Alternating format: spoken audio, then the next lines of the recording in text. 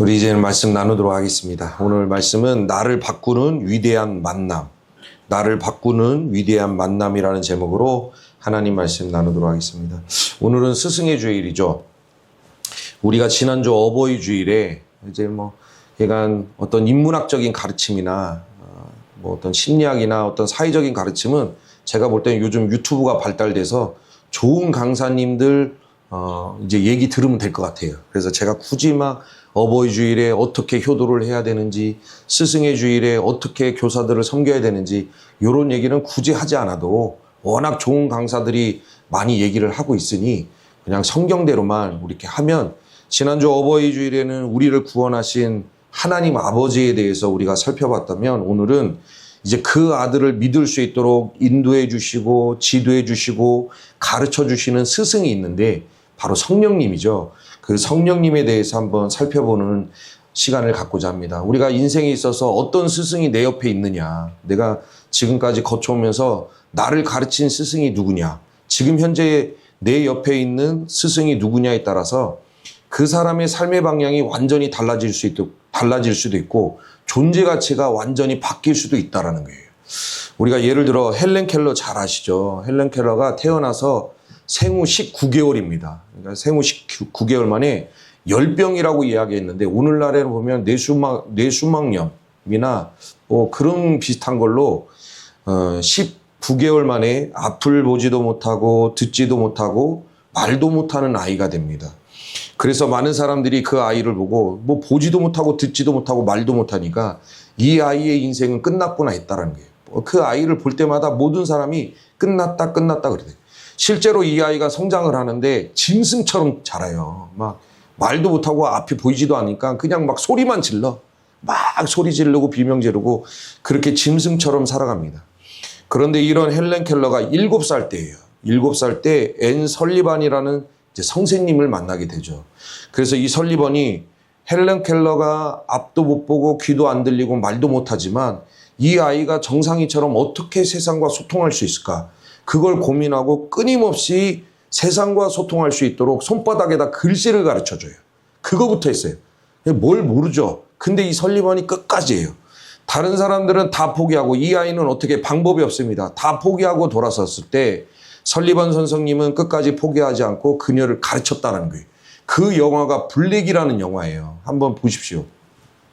헬렌 켈러가 어떤 과정을 통해서 이렇게 성장하는지 블랙이라는 영화를 보면 알 수 있는데, 그러다가 헬렌 켈러가 세상이 단어와 연결되어 있다는 것을 깨닫게 돼요. 그게 선생님하고 엎치락뒤치락 하다가 이 헬렌 켈러가 호수에 빠지는데, 호수에 빠지면서 물의 의미를 깨달아요.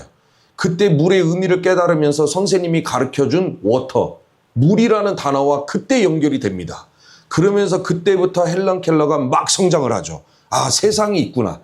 어둠에 갇혀있던 아이가 이거 세상이 있구나 하면서 성장하기 시작하는데 대학교까지 들어가요. 그래서 대학교에 들어가서 장애인 최초로 인문학 학위를 따요. 그리고 여러 가지 이제 일을 감당하는데 작가로 활동하면서 많은 사람들에게 희망을 주는 메신저로 활동하게 되죠. 나중에 이런 헬렌 켈러가 뭐라고 고백을 하냐면, 내 인생에 있어서 가장 중요한 날, 내 모든 인생을 통틀어서 가장 중요한 날은 나의 스승 앤 설리반이 나에게 찾아온 날이다. 나를 만나주신 날이 내 인생에 있어서 가장 중요한 날입니다. 라고 고백을 했다라는 거예요. 이렇게 누가 내 곁에 있느냐가 중요한 거예요. 어떤 스승이 나를 지도하고 있고 어떤 스승이 나를 가르치고 있느냐에 따라서 그 사람의 존재값이 완전히 달라진다는 거예요. 오늘 본문의 말씀에도 보면 예수님이 그런 귀한 스승을 소개하고자 합니다. 소개하고 있죠. 헬렌 켈러에게 설리반이 귀한 스승이었던 것처럼 예수님이 이제 떠날 날이 되시니까 제자들에게 귀한 스승 한 분을 소개하고 있는데, 그분이 바로 성령이죠. 오늘 본문의 말씀 16절에 보니까 내가 아버지께 구하겠으니 그가 또 다른 보혜사를 너희에게 주사 영원토록 너희와 함께 있게 하리니. 예수님이 이제 아버지께 가실 때가 됐어요. 근데 아직 십자가를 지지는 않으셨는데 예수님이 곧 아버지께로 갈 때가 돼서 하시는 말씀이, 내가 아버지께로 가면 아버지께 구하겠다라는 거예요. 뭘 구합니까? 또 다른 보혜사를 너희에게 주도록, 또 다른 보혜사를 너희에게 보내주시도록 내가 아버지께 가면 구하겠다라고 말씀하셔요. 여기서 또 다른 보혜사, 또 다른이라는 의미는 뭐냐면 본질적으로 예수님과 완전히 같은 분이에요. 그러니까 다시 오실 분이 완전히 사랑이나 능력이나 지혜나 모든 면에 있어서 예수님이에요, 예수님. 그런데 예수님이 아니에요. 또 다른 보혜사. 보혜사라는 것은 변호사, 돕는 자, 위로자, 상담자라는 뜻이 있죠. 그러니까 예수님이 또 다른 보혜사를 보내주시겠다는 것은 예수님과 똑같은 분을 보내주시는데 예수님은 아니에요. 예수님과 다른 분을 보내주시죠. 그분이 이제 이 땅에 오시면 예수님이 3년 반 동안 제자들과 함께 하시면서 가르치고 인도하고 보호하고 이끌어 주셨던 것처럼 또 다른 보혜사가 이 땅에 오시면, 예수님 대신 이 땅에 오시면 그분이 이제 가르치고 보호하고 인도하는 일을 하겠다라는 거예요. 그래서 내가 아버지께 가면 구해서 너희들에게 보내주겠다라고 이야기하시는데 그분이 누굽니까? 보혜사 성령의 성령. 하나님의 영, 이제 아들의 영으로 바뀌죠. 아들의 영을 보내주시겠다라는 거예요. 그래서 예수님이 십자가 사역을 마치고 승천하시는 날까지도 제자들에게 신신당부하시죠. 사도행전 1장 4정에 보면 사도와 함께 모이사 그들에게 분부하여 이르시되 예루살렘을 떠나지 말고 내게서 들은 바 아버지께서 약속하신 것을 기다리라. 이제 예수님이 십자가 사역을 마치고 하나님 나라로 올라가기 직전에 제자들에게 또 말씀하시는 거예요. 너희들 제발 움직이지 말고 예루살렘 떠나지 말고 내가 너희들에게 이야기해 준 거, 그 요한복음 14장에서 이야기해 준 거, 내가 보내주겠다고 이야기한 거, 아버지께서 약속하신 그 보혜사 성령이 너희들에게 임할 때까지, 이 땅에 다시 내려오실 때까지 너희들은 떠나지 말고 기다려라. 기다려라 라고 말씀하셔요. 그러면 예수님이 이렇게까지 하시는 이유가 뭐예요? 성령을 받을 때까지 절대 떠나면 안 돼. 제자들은 지금 예수님의 죽음과 부활을 목격한 상태예요. 그러니까 막 그 안에서 지금 열정이 넘쳐나. 막 가서 예수님이 살아나셨다라고 증거해도 전혀 무방한 수준이에요. 그런데 예수님이 막 눌러요. 아니다. 기다려라. 성령이 오실 때까지 기다려라. 그러면 이렇게 이야기하신 이유가 뭐냐라는 거예요. 우리가 수요일 날 누가복음 말씀을 살펴보고 있는데 누가복음 5장에 보면 이런 말씀이 있죠. 5장 37절 38절. 새 포도주를 낡은 가죽 부대에 넣는 자가 없나니 만일 그렇게 하면 새 포도주가 부대를 터뜨려 포도주가 쏟아지고 부대도 못 쓰게 되리라. 새 포도주는 새 부대에 넣어야 할 것이니라. 예수님이 성령 받을 때까지 기다려라고 말씀하신 이유가 뭐냐면 성령 받기 전에 제자들의 모습은 낡은 가죽 부대에 불과한 거예요. 거기에 새 포도주, 복음이 당겨져 봐야 제자들 감당 못 한다는 게. 결국에 또 누가 너 죽여, 너 복음 전하지 마, 너 보고 복음 전하라고 했어. 칼 들고 쫓아오면 감당 못하고 또 도망간다는 거예요. 그러니까 낡은 가죽 부대가 새 가죽 부대로 바뀌기 전에는 움직이지 말고 기다리는데 새 가죽 부대로 바뀌려면 뭐가 필요합니까? 성령밖에 없다라는 거예요.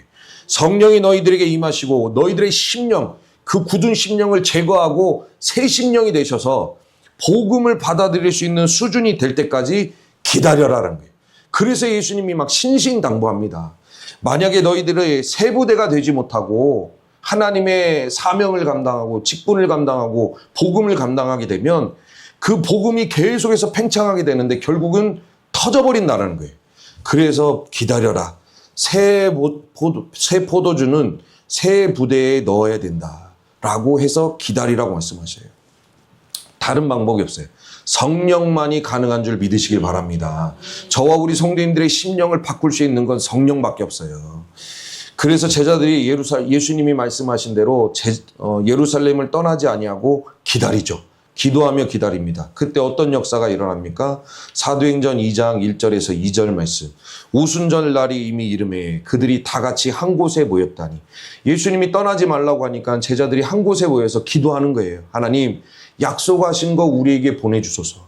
하나님이 보내주시겠다고 약속하신 거 우리에게 보내주소서라고 한 곳에 모여 전심으로 기도해요. 그렇게 기도했을 때 호련히 하늘로부터 급하고 강한 바람 같은 소리가 있어 그들이 앉은 온 집에 가득하며 성령이 최초로 그들 가운데 강림하시는 거예요. 여기에서는 임재라는 단어를 안 쓰죠. 최초 강림이에요. 뭐예요? 하나님 보좌에서 내려오셨어요. 예수님은 십자가 사역을 마치시고 올라가시죠. 그리고 예수님 대신 성령이 이 땅 가운데 강림하셨다는 거예요. 그래서 제자들이 기도하다가 하나님이 보내주신 성령의 충만함을 받게 됩니다. 성령의 충만함을 받고 나서 그들의 심령이 변화되고 존재값이 완전히 변화되어 있다는 거예요. 그래서 성령을 받기 이전에는 제자들의 모습이 어떤 모습입니까? 주변에 있는 사람들이 너 예수와 함께 있던 사람이지, 너 예수님을 따라다녔던 사람이지, 너 예수님의 제자였던 사람이지, 내가 본 적이 있는데 라고 말만 해도 그냥 아무것도 아닌 사람들이 총칼을 들고 있어서 그런 말을 한 게 아니에요. 집에서 수중 들고 있는 여종이에요. 내 생명에 어떤 위협도 안 되는 여종이 지나가면서 너 예수님과 함께 있던 사람이지라고 질문만 던져도 그걸 감당을 못해요. 그래서 어떻게 해요? 예수님을 욕하고 저주하고 도망치잖아요. 성령 받기 이전에는 제자들의 모습이 낡은 가죽 부대였다는 거예요. 그런데 성령 받은 이후로는 제자들의 모습이 어떻게 변화가 됩니까? 이제는 자기들이 예수님을 증거하는데 목숨을 던져가면서 증거하는 하나님의 거룩한 사명자로 바뀌게 되었다는 거예요. 성령이 있느냐에 없느냐에 따라서 사람의 존재값이 달라지고 신앙생활을 어떻게 하는지가 완전히 달라지는 역사가 있다는 거예요. 그래서 가룟 유다는 빼고 11명의 제자 중에 10명, 사도 요한 빼고는 전부 목숨 던지죠. 성령 받기 이전에는 무서워서 도망 다녔던 사람들이 성령 받은 이후로는 전부 자기 목숨을 던지면서 예수님의 영광을 위하여 희생했다라는 거예요. 그렇게 존재값이 달라지고 완전히 심령이 바뀌게 되는데 이건 누구만 가능하다? 성령님만이 가능하시다. 그래서 저는 우리 하나로 교회 가운데 성령의 충만한 역사가 날마다 이루어지는 교회가 될 수 있기를 소망합니다. 저와 우리 성도님들이 얼마나 어려운 시대의 신앙생활을 하고 있냐면 촛대가 옮겨지고 있는 거예요. 제가 고등학교 때 부흥 목사님을 통해 들었던 얘기가 한국교회는 촛대가 옮겨진다는 얘기를 들었어요. 그때 뭐라고 했냐면 그때가 언제예요? 지금 30년 전입니까? 30년 전에 한국교회 촛대가 옮겨집니다. 그게 어디로 가냐고 했냐면 중국으로 넘어가고 있습니다. 그랬어요. 근데 이미 중국도 촛대가 옮겨지고 있죠. 이미 다, 그게 저와 우리 성도님들은 이런 표현이 맞습니까? 깜밥이에요, 깜밥. 누가 흰밥은 70년대, 80년대 목사님들이 흰 쌀밥 다 먹었어. 목사님들이, 그래서 옛날에 그런 얘기 있잖아요. 북치고 예수천당 불신지옥, 지금 그런 얘기하면 무식하다는 소리 듣습니다. 근데 그때 당시에는 북치고 돌아다니면 예수천당 불신지옥, 그럼 사람들이 눈물을 흘리면서 회개하는 적이 있었다는 거예요. 그게 뭐예요? 사람의 능력이 아니라 성령의 역사예요. 근데 우리는 지금 그 70년대, 80년대 목사님들이 흰쌀밥은 다 먹고 오늘날에 뭐예요? 깜박 막 누룽지 긁어먹고 있는 거예요. 누룽지라도 그 여인이 한 얘기, 부스러기의 은혜를 우리에게 주옵소서. 누룽지의 은혜라도 우리 하나로 교회 가운데 충만하여 성령의 능력과 권능이 나타나는 복된 교회가 될 수 있기를 소망합니다. 이 보혜사가 이 제자들에게만 역사한 게 아니라 이제는 오늘날 우리 이 시대를 살아가는 저와 우리 성도님들 가운데 이 스승 대신 성령의 역사가 이루어지고 있다는 거예요. 그러면 성령의 역사는 어떻게 이루어집니까? 첫 번째, 설리번 선생님이 헬렌 켈러를 어둠에서 막 끄집어내려고 애를 쓰죠. 그 영화 한번 보셔요. 손바닥에다 글씨를 써서 알려주고 또 입김으로 워러 하고 또 쓰고, 왜? 그 어둠에서 끄집어내야 되니까. 설리번 선생님이 그렇게 하셨던 것처럼 보혜사 성령님이 어둠에 갇혀있는 영혼들을 끄집어내기 위해서 계속 부르는 작업을 하신다는 거예요. 우리가 지난주에 아담의 범죄 이후로 우리는 어떤 존재가 되었습니까? 하나님을 두려워하는 존재. 처음에는 아담아 부르면 네 하나님 저 여기 있어요 라고 대답했던 아담이 범죄하고 난 뒤로는 아담아 부르니까 숨어버려요. 수풀에. 두려워서. 그런 존재가 되었다고 지난주에 말씀을 나눴죠. 그런데 단지 하나님을 두려워하는 존재만 된 게 아니에요. 상태가 너무 심각해진 거예요. 예배소서 2장 1절과 4절 말씀에 보면 그는 허물과 죄로 죽었던 너희들이에요. 그러니까 단지 하나님이 저는 무서워요 이런 존재가 아니라 뭐예요? 허물과 죄로 완전히 죽은 존재가 된 거예요. 상태가 굉장히 심각해진 거죠. 그래서 죽은 걸로 끝난 게 아니라 뭐합니까? 너희는 공중 권세 잡은 자를 따라다니. 이게 죽은 상태로 머물러 있는 게 아니라 처음에는 아담이 에덴 동산에서 하나님을 따라다니다가 범죄한 이후로 다 누구를 쫓아다닙니까? 공중 권세 잡은 자. 예수님이 이 땅에 오셔서 모든 것을 심판하기 전까지는 이 공중을 누가 잡고 있어요? 권세를. 사단이 잡고 있어요. 사단이. 그 루시퍼가 하나님 보좌 우편에 있다가 쫓겨난 루시퍼, 타락천사가 모든 공중의 권세를 잡고 있는데 아담과 범죄 이후로 허물과 죄로 죽은 사람들이 누굴 쫓아다닙니까? 공중 권세 잡은 자를 졸졸졸 쫓아다니는 거예요. 그러면서 어떻게 해요? 그가 심어주는 육체와 마음에 원하는 것. 이 사단을 졸졸 쫓아다니니까 사단이 우리 마음 가운데 맨날 육체와 마음이 원하는 것. 미움, 다툼, 시기, 질투, 원만, 불평, 쾌락, 타락, 방탕. 우리가 지난주에 말씀 살폈던 것. 이런 죄를 행하는 자들은 하나님의 나라를 유업으로 받지 못하나니 그 모든 죄들을 이 공중권세 잡은 자가 저와 우리 성도님들의 심령 가운데 계속 심어줘요. 계속 심어줘요. 그래서 뭐예요? 본질상. 그냥 저 하나님 무서워가 아니라 본질상 진노의 자녀이지. 엄청나게 심각한 수준이 된 거죠. 이제 이런 상태에 있는 사람들을 끄집어내야 되는데 이 본질상 진노의 자녀, 사단만 졸졸졸 따라다니는 사람들을 끄집어내야 되는데 사람은 절대로 그 일을 할 수 없다. 그러니까 교회에서 몇 마디 가르친다고 그게 되는 게 아니라는 거예요.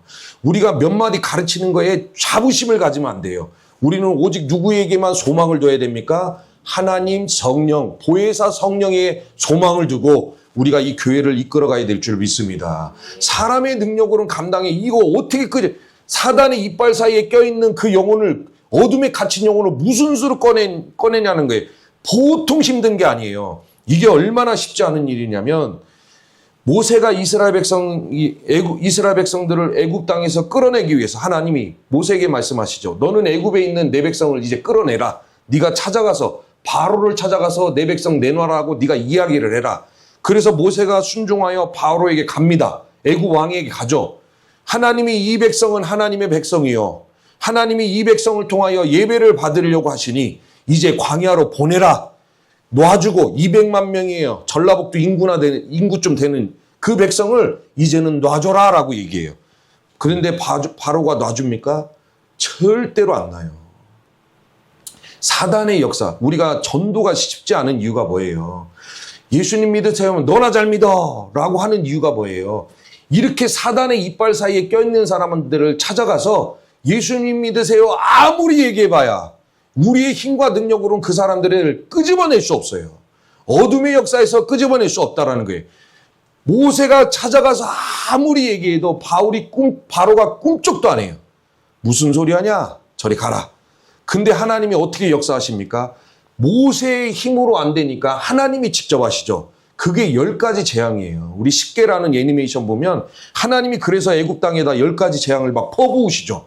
그럼에도 불구하고 9가지 재앙이 소개이파. 소개이파가 뭐예요?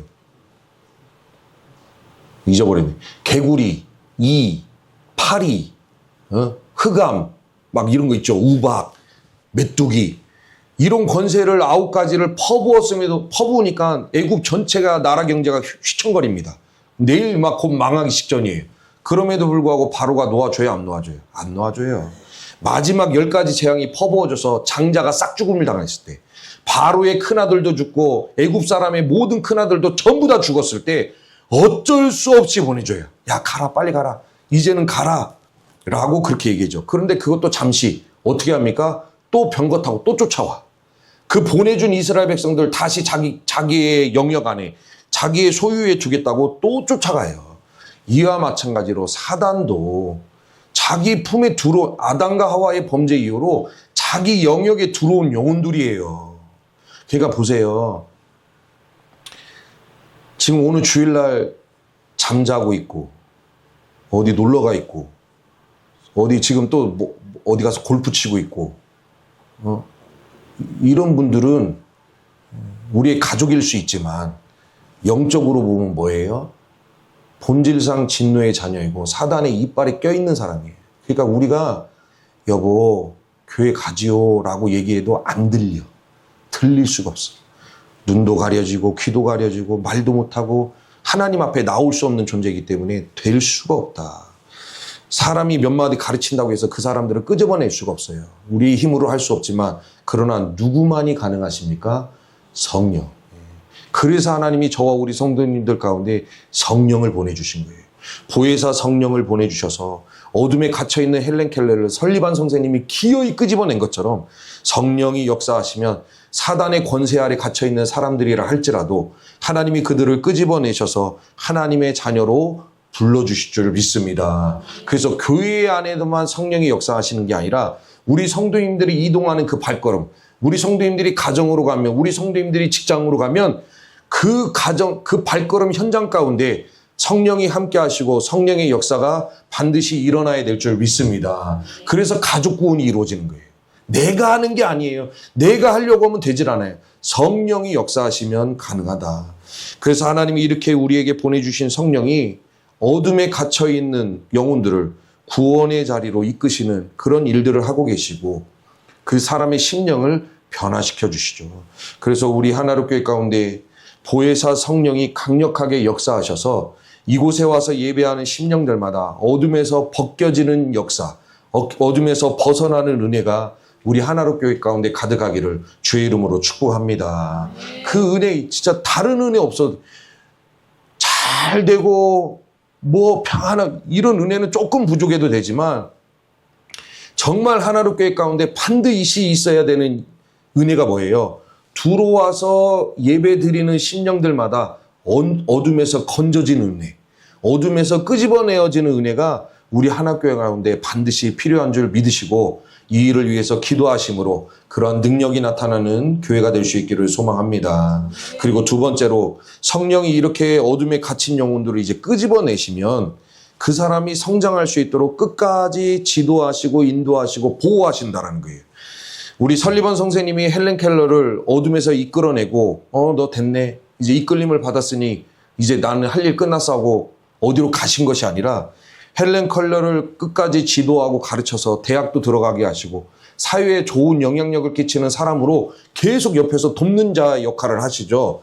이와 마찬가지로 성령이 사단의 영역 안에 있는 사람들을 끄집어내면 됐다 하고 떠나시는 게 아니라는 거예요. 이제는 어떻게 하십니까? 그와 영원히 함께 하시는 거예요. 끄집어내셔서 그 안에 영원히 함께 하시는 게 보혜사 성령이에요. 그래서 17절 그는 너희와 함께 거하시며 또 너희 속에 계시겠으며 세상은 보혜사 성령을 받을 수 없어요.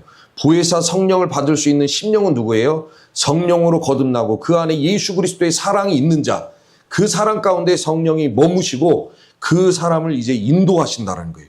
예수님이 이 땅에서 제자들과 3년 6개월 동안 동행하시면서 그들을 가르치시고 먹이시고 인도하시고 보호하신 것처럼 성령이 이제는 그 사람의 심령 가운데 거하시는 거예요. 변화된 심령, 세부대가 된 심령 가운데 성령이 어디 막 땅 이런 데 돌아다니시는 게 아니라 그 사람의 심령 가운데 함께 하시고 그 사람을 인도하시고 보호하시고 가르치시고 때로는 힘들 때 위로하시고 힘을 주시고 격려 주시고 새 힘을 공급하시는 성령의 역사가 그 중심 안에서 이루어지게 된다는 거예요. 이런 은혜가 가득한 우리 성도님들이 될 수 있기를 소망합니다. 예를 들어 이 에디오피아 여왕의 국고, 그러니까 재정 맡은 신하가 예루살렘에 와서 예배를 드리게 됩니다. 그래서 다시 돌아가는 길에 성경을 읽는데 성경을 아무리 읽어도 무슨 말인지 몰라요. 모를 수밖에 없죠. 설리번을 만나기 전 헬렌 켈러인데 헬렌 켈러가 책을 들고 읽는다고 해서 무슨 얘기가 들립니까? 안 들려요. 어둠에서 벗어났을 때 점자 책을 읽게 되는 거죠. 마찬가지로 신앙생활할 때 보세요. 이 설교도 성령에 관한 설교도 이 안에 성령이 있는 사람은 무슨 말인지 귀에 탁탁 꽂혀요. 아, 그렇지. 성령이 그 안에 함께 하시면서 성령의 인도를 받게 됩니다라고 얘기하면 아멘 아멘이에요. 왜요? 본인이 지금 성령의 인도를 받고 있으니까. 그러나 이 안에 성령이 없는 사람은 이렇게 설교를 해도 무슨 얘기인지를 하나도 몰라요. 왜? 안 들리는 거다. 안 들리고 무슨 말인지도 모르고 깨닫지도 못해요. 그래서 에디오피아의 그 신하가 수레바퀴 위에서 마차를 타고 이렇게 돌아가는 길에 성경을 읽는데 무슨 말인지 하나도 모르는 거예요. 그때 하나님이 어떻게 역사하십니까? 빌립 안에 있는 성령이 빌립에게 음성을 주시죠. 광야로 가라. 광야로 갔어요. 이 에디오피아의 신하가 수레를 타고 가니까 저 수레로 가까이 나아가라. 그래서 빌립이 가서 보니까 뭐 하고 있습니까? 성경책을 읽고 있는 거예요. 구약 성경을. 그래서 빌립이 무슨 말인지 알겠느냐? 뭐 도통 모르겠다. 그래서 빌립이 무슨 말인지 해석을 해주죠. 그때 해석은 빌립이 했지만 결국 그 신하의 마음 가운데 깨달음을 주시는 분은 누구예요? 성령밖에 못 하시는 거예요. 성령이 깨달아지게 하시고 성령이 믿어지게 하시고 성령이 예수를 받아들일 수 있도록 인도하신다는 거예요. 그러니까 빌립을 인도한 것도 성령이고 에디오피아의 신하를 깨닫게 하신 것도 성령이에요. 그래서 심령이 변화된 사람의 심령 가운데 성령이 함께 하시면서 무슨 역사를 일으키시냐? 그 심령을 인도하시고 가르치시고 보호하시고 품어주시고 힘을 주시고 새 힘을 불어넣어 주시는 분이 바로 성령이 하시는 일이다. 이렇게 성령이 구원받은 자의 심령 가운데 때로는 빌립처럼 에디오피아의 신하처럼 함께 하시면서 말씀을 깨닫게 하시고 인도하시는 거예요. 이런 깨닫고 인도하시고 보호하시는 은혜가 우리 성도님들에게 지금 현재의 삶이 될 수 있기를 축복합니다. 물론 그렇게 지금 살아가시는 분도 계시겠지만 목사님 나는 지금 이 설교가 무슨 설교인지도 모르겠고 나는 내가 삶을 살아가는데 성령이 인도하시는지는 난 모르겠다 라고 여기시는 분이 있다면 좌절하지 마시고 계속해서 하나님의 은혜를 구하심으로 성령의 충만함을 받는 우리 하나로교회 모든 성도님들이 될 수 있기를 주의 이름으로 축복합니다. 이 자리에 계신 우리 성도님들 이제 말씀을 정리하면 지금 보혜사 성령님 하나님이 우리에게 보내주신 위대하신 스승이에요. 이런 스승보다 더 존귀한 분은 없으시죠. 그러면 그 보혜사 성령님과 지금 믿음의 여정을 함께 걸어가고 계십니까? 이거 좀 내 안을 심각하게 돌아봐야 된다는 거예요. 내가 지금 성령과 동행하는 건지 아니면 진짜 공중권세 잡은 자를 따라다니면서 그가 우리 안에 심어주는 것도 육체적인 쾌락, 방탕, 미움, 다툼, 시기, 질투, 원망, 불평만 정신없이 쫓아다니는지 내 삶이 어떠한 삶인지 우리는 돌아봐야 된다는 거예요. 돌아보고 우리는 반드시 성령을 따라 행하는 하나님의 자녀들이 되어야 될 줄 믿습니다.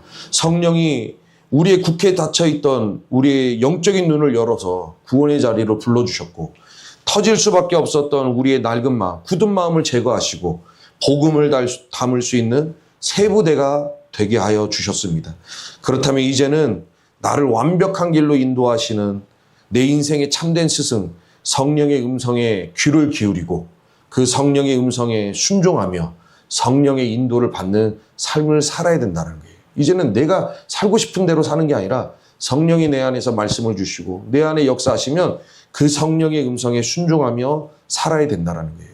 이 자리에 계신 저와 우리 성도님들은 성령을 외면하는 것이 아니라 날마다 인도하시는 성령의 인도하심에 순종하여 하나님이 예비하신 날마다 그 풍성한 은혜의 자리로 나아가시는 저와 우리 성도님들이 될 수 있기를 주의 이름으로 축복합니다.